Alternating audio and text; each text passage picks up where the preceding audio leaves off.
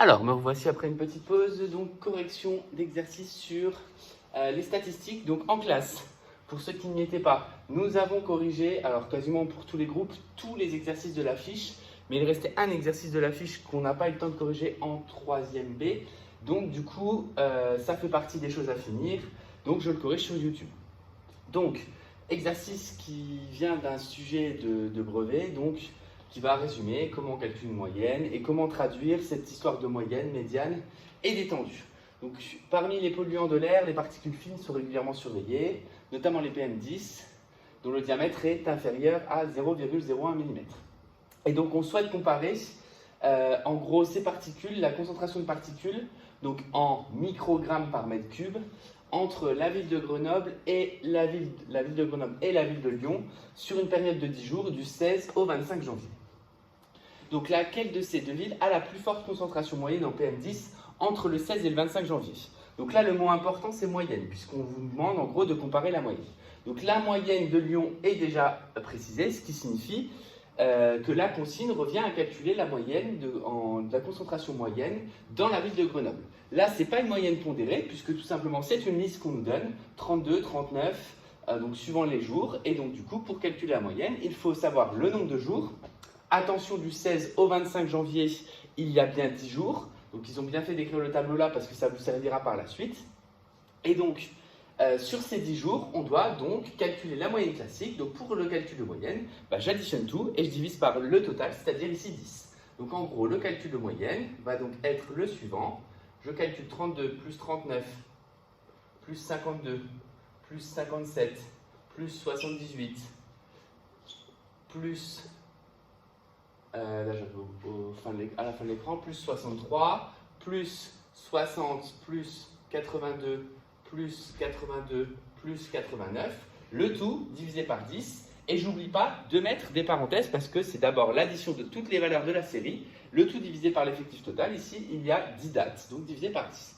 Donc en prenant la calculatrice, 32 plus 39 plus 52 plus 57 plus 78 plus 63 plus 60 plus 82 plus 82 plus 89, ça fait un total de 634 divisé par 10, ça fait donc 63,4 microgrammes par mètre cube, parce que c'est une concentration. Ce qui signifie que si tous les jours de la semaine, il y avait eu la même concentration à Grenoble, cette concentration aurait été d'environ 63, si on arrondit à l'unité, microgrammes par mètre cube, sinon 63,4.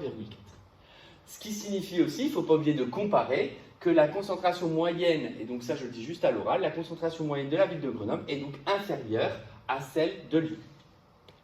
Ensuite, nous devions calculer l'étendue. Donc l'étendue, je le rappelle, c'est la différence, l'écart qu'il y a entre la valeur maximale de la série moins la valeur minimale. Donc pour Lyon, l'étendue, on nous donne le max, on nous donne le min, donc il suffit juste de faire 107 moins 22, ce qui nous donne un écart de 89 microgrammes par mètre cube. Pour la ville, donc ça c'est pour Lyon, pour la ville de Grenoble, il faut chercher le max, il faut chercher le min dans la liste. Donc le max c'est le 25 janvier 89, le minimum c'est le 16 janvier 32. Donc pour la ville de Grenoble, l'étendue est donc égale à 89 moins 32, ce qui donne 57 microgrammes par mètre cube. Donc on retrouve encore une fois, puisqu'on interprète ce dernier résultat, l'écart entre la ville de Grenoble et la ville de Lyon est donc plus forte à Lyon qu'à Grenoble, puisqu'il y a un écart de 89 microgrammes par mètre cube comparé à un écart de 57. Donc là, la variation est plus grande, la variation de pollution est plus grande à Lyon qu'à Grenoble. Ce qui pouvait aussi se retrouver dans le fait que la moyenne, puisque les moyennes sont affectées par les valeurs extrêmes, est plus haute à Lyon. En ce qui se concerne ensuite l'affirmation suivante, est-elle exacte? Donc ça, c'est typiquement des affirmations qui font intervenir la médiane, puisque au final, on a utilisé ça, et on voit que la seule information qu'on n'a pas utilisée, c'est la médiane. Donc, l'affirmation est la suivante. Du 16 au 25 janvier, le seuil d'alerte a été dépassé au moins 5 fois à Lyon. Donc le fait que ça soit dépassé au moins 5 fois à Lyon, ça signifie qu'on a besoin de connaître quelque chose par rapport notamment à la médiane. Et donc le seuil d'alerte, c'est 80 microgrammes par mètre cube.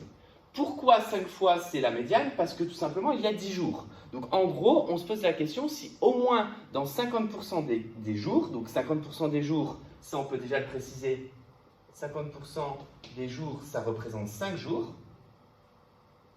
Puisque au final, il y a 10 jours, et c'est là toute l'importance de bien l'avoir vu dans ce tableau qu'on divise par 10 et non pas par 9. Donc il y a 5 jours au total, donc au moins 50% des jours, est-ce que la concentration était supérieure à 80 microgrammes par mètre cube?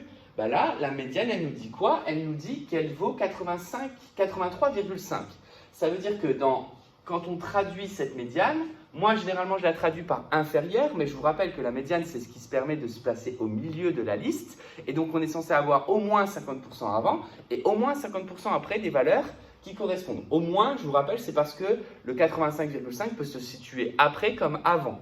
Donc, ici, la traduction, c'est au moins 50% des jours. Donc, c'est-à-dire au moins pendant 5 jours. Donc, au moins pendant 5 jours,